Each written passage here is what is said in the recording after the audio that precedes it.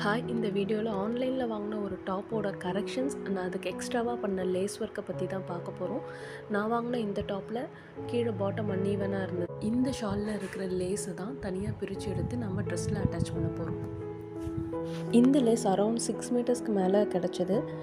இந்த லேஸை கீழே பாட்டமில் அந்த ஃப்ளேர் ஃபுல்லாகவும் அட்டாச் பண்ணியிருக்கோம், ஸ்லீவ்க்கு அட்டாச் பண்ணியிருக்கோம். கொஞ்சம் பார்ட் நெக்கில் வந்து நீட்டாக டிசைனுக்காக கொடுத்துருக்கு. நெக்கும் அன்ஈவனாக இருந்தது அண்ட் ஷோல்டர்லேயும் வந்து கொஞ்சம் துணி பத்தாமல் வெளியே தெரிஞ்சிட்டு இருந்தது.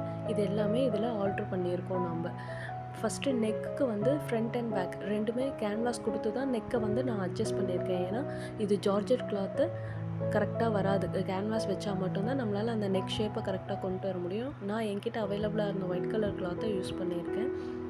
நெக்கு அடித்து திருப்பினதுக்கப்புறம் இப்படி தான் இருந்தது.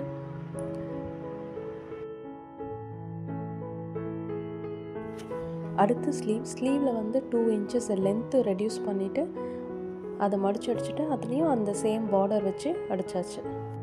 கொஞ்சம் பார்டர் கட் பண்ணி அதை நெக்லேயும் வந்து வச்சுருக்கோம். தைச்சி முடித்த பிறகு இதுதான் ஃபுல் வியூ அந்த ட்ரெஸ்ஸோடது. இந்த ஷாலோட பார்டர் தான் நம்ம அந்த ட்ரெஸ்ஸுக்கு யூஸ் பண்ணியிருக்கோம். கையில், நெக்கில், கீழே பாட்டமில் ஃப்ளேயர் ஃபுல்லாக வந்திருக்கு.